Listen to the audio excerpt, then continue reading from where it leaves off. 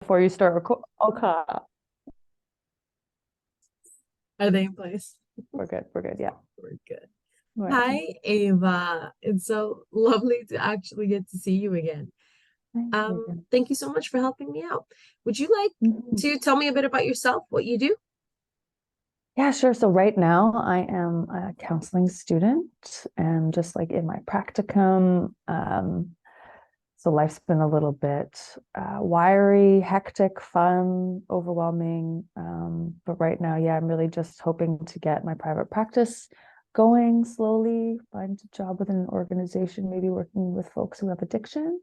Um, and yeah, what else to say?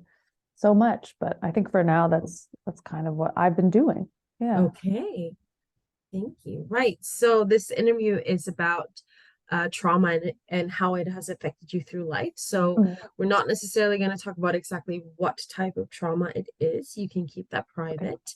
sure. But how would you describe yourself in 3 words?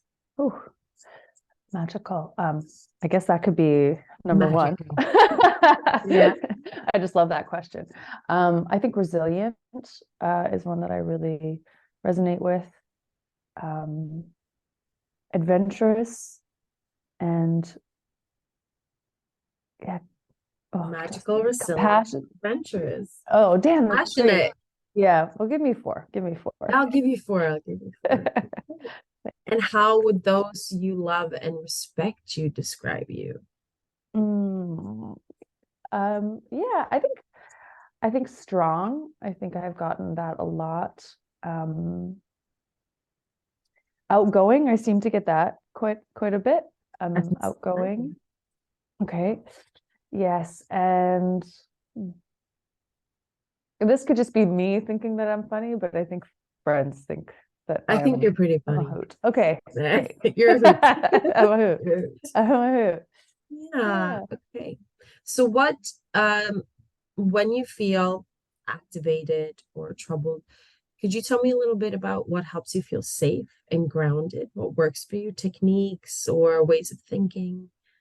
Sure. Oh, I've got a lot of tools now in the tool belt just after like the years. It kind of shifts actually and changes depending on kind of month mood, but I really go to movement. I think firstly when I'm feeling, Mhm. especially with like strong emotions like anger, which have always been something that have been very uncomfortable for me to sit in. I usually tend to like need to go for walks, pretty much like immediately. Like that's just something that really helps Mhm. kind of move that energy around. Something called tapping has always been kind of cool for me. That I've Tapping like specifically on your head? anywhere really, but like Anywhere. Okay. if like I have if I like want to follow like the tapping technique, you following those meridian points that they outline. But I think for me, just like Mhm. feeling my body. Sensation. Yeah, yeah. What else? I think naps have been really important for me to create safety. Eating Mm. regularly, waking up at the same time, kind of creating like a routine has been Yeah. really helpful in like creating safety. Yeah. Stability. And Yeah. Stability and safety. yeah, Yeah. stability, safety, and I think emotional connections, building like really strong emotional connections with friends. That's been like, yeah, I think maybe I'll put that at the top. Like if I can call someone and talk something out, yeah, Mhm. that's been invaluable. So safety network, Yeah. social network, support network. I just rambled all of Yes. the options of what we call them. Yeah. Support Yeah. network. Yeah. We sometimes Yeah. forget how Yeah. extremely important that is to have people around Hmm. us Yeah. and to have the feeling of, It's funny, right? yeah, of knowing that, oh, this is a person I can reach out to. That just that Hmm. knowledge is so valuable, Hmm. I think. Hmm. So how would you just define what trauma is? And not textbook, not Yeah. not exam question, but how would Ava describe what trauma Yeah. is? Well, you're lucky because I tend to never remember the textbook definition of Ah, what trauma is, anyways. okay. So that's helpful for me there right off the bat. Trauma, what is trauma? gosh, it's just for me, like it's almost something so difficult to kind of like grasp, I think a lot of the time because it is so individual, I think trauma, but I think it can be anything that has affected your way of being, I think, really in a really harmful way. And I think harm and can um, express itself differently. And then also the ways in which you're reacting to harm can express themselves differently. So it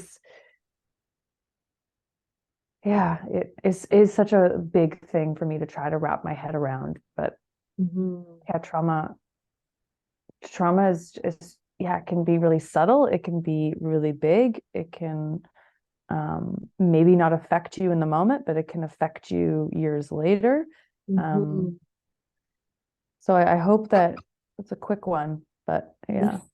How do you relate it to, because you said that you might start working with people living with addictions. So Yeah. how would you translate, like how would you define trauma in that sense? Yeah. For me, it's like a loss of connection of something that is needed. So either whether that be like we spoke about safety earlier, whether that be safety, whether that be um, love, like it's a loss of something that is something that you really needed at that time. It was taken away from you, like whether that be your autonomy or yeah. I think for especially with addiction, I see it as just there is something taken away from you that you really needed and you weren't able to. So now you're trying to find something to like fill that need. But yeah, you're using tools that aren't really helping, they're harming. Yeah. Yeah. So how would you like to share how trauma has contributed to your struggle in your life? Mm, yeah. Whew, oof. I think it was something that seeped into my being in Mhm. that it wasn't it was just something that showed up in just how I interacted every day. Like I, just the way I took care of myself. Like I didn't care for myself because there was, I think, with the trauma that I experienced, it was very much um, the worthlessness of you in a way. Like that Mhm. was kind of the messaging, but that it was internalized and then it kind of expressed itself through, yeah, me not taking care of myself, me putting substances into my body to try to make myself feel whole. Mhm. And to unlearn that, because I think it, again, society also was really detrimental in saying that what I was doing was okay, especially with alcohol, because I think, we use alcohol in so many situations to celebrate, to just, any occasion that we can really It's a say very like we're accepted gonna. substance. Yes, Yeah. yes. So it was hard to see, I think, the personal red flags for me because it was just such a societally acceptable thing. Mhm. Um, and I think it started earlier on with just, using television and other ways of coping with not wanting to be. I think it was just I didn't want to be in my person. So it was like dissociate to the max, like get out of your thoughts, get out of your body, because my thoughts were toxic. I created an environment that was toxic. It was, yeah, I almost got away from your question there, but I think, no, I think Yeah, how yeah, how has did it affect contributed to me? your struggle? I think you're spot on. Yeah, Yeah, so yeah. it was an So, escape. You needed an escape, yeah, basically. Yeah. yeah, yeah, And how yeah. has that struggle that you just told me about contributed to your personal growth, awakening, and evolution, Mhm. you might say? Yeah. I can't remove one from the other. I think for me, like I can't. For me, I got to where I'm sitting now because of those things. Mm, I needed, in a way, I think everyone gets to that like awakening path, like on their own through their struggles, and every struggle is different. But mine just happened to be through addiction. It just happened to be through like self harm. It had like mm, it just came through that way. And I needed to go through that to get to the point where I am now, where I can like really cherish the human being that I am and that other people are. But I think, yeah, it just is so different for everyone. But that those struggles contributed to where I am today and have informed the person I am to and exist together. And maybe my internet's Mhm. unstable, but Yeah. yeah, frozen. Yeah, there you go. Just a Oh, little. mhm. Yeah. Yeah, there you are. There Okay. you are. Oh, Yeah. frozen. I can hear you.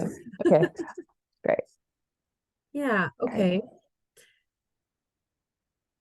Oh, the internet cutting out. I lost track of lost track of thought. Oh, no, Um, no. I think, yeah, just right. talking about how No, I can't remove.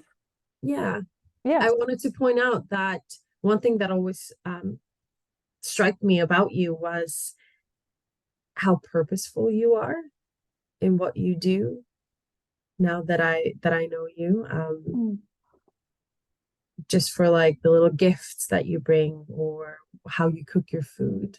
I notice a lot of purpose and a lot of attention that you give to yourself. There's a lot of very loving attention that I notice. mm, So I wanted to point that out that is something that's has stuck out to me that I've really noticed knowing you in the past year or so. thank you.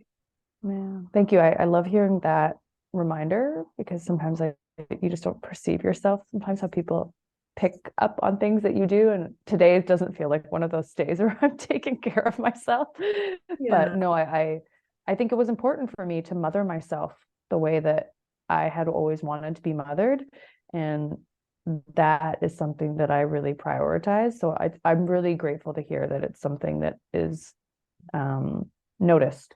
Yeah, because it is something I put like intentionality towards.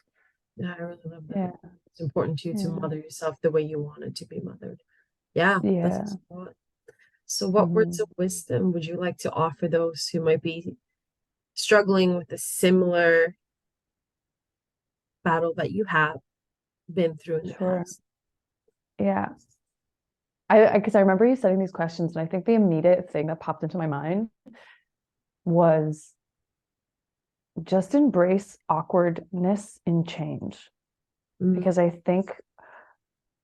think what was the biggest struggle for me was I was just so attached to being comfortable that I forgot that like yeah, shit's gonna be a little awkward. Like things are just not gonna feel right. And the moment I feel drawn to my old coping mechanisms, mhm, that means that I'm actually moving forward because I'm being drawn because this is uncomfortable. But that discomfort is where I need to focus more or where I need to walk closer towards.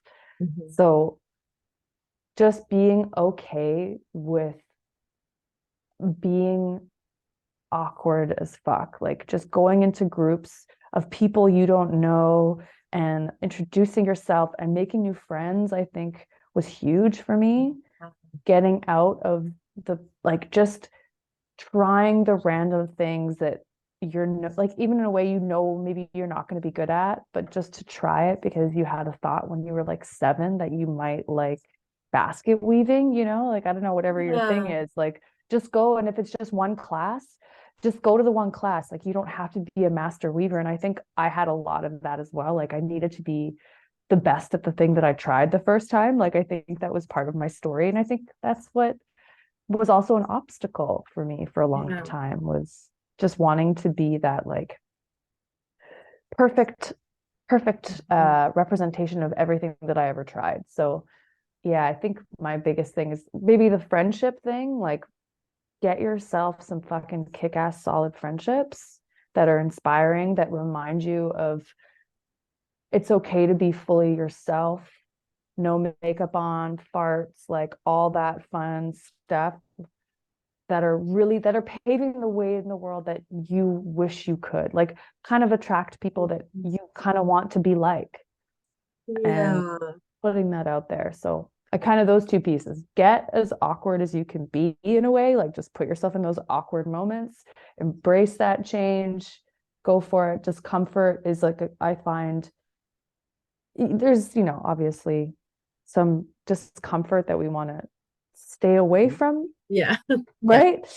Yeah. But That's not the I kind of discomfort you're talking about. no, yeah. I don't mean put yourself in situations where people are going to like question your being or who you are, or who you stand for. I just mean like get a little uncomfortable, dance a little funny at a new dance hall you've never danced in before, or ride a bike. Explore sides of yourselves Yeah.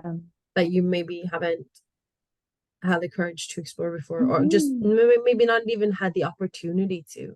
Yeah, take yourself out on dates. Like just Yeah. go to the aquarium by yourself, or I don't know, go do a pottery. I don't know. There's so many things to try. And I'm just like scratching the surface of what's out there. There's amazing websites that people can go on and meet new people. And yeah, so friends, I think, were super important for me, and just embracing that discomfort a little bit and being awkward. So I hear yeah. celebrating yourself as well, is what I hear. Yeah. Yeah, the self-date. Yeah. And like I said, Yeah. like the impression that I have of you, of like what you do for yourself, that you put so much effort into it. Like even Mhm. not even, it's not that it's a lot of effort, it's that it was effort and it was Yeah. intentional. Just Yeah. like for the fact that when you bring your own homemade chocolate, like, oh, it's just Mm. dates and Mm. nuts and dark chocolate, but you did that for yourself because you were curious about it. And that is something I found very magical about you, and it's very Mm. inspiring. It's Mm. very contagious. Thank And you. that's what I'm hearing when I hear you talk. Yeah. Thank you. Yeah. Thank I think you. it's we want to be infectious to our friends. And I think that's it, right? Like I want to be around people who are like gonna bring that same inspiringness that you're talking about. And I'm so grateful for you because you're one of those people for me. But this interview is not about you. I just get to talk to you. Well, thank Oh, you so much. thank you. That was very inspiring, and I hope that someone's going to find this just as valuable as I have. Mhm. Thank you. I'm going to stop the recording now.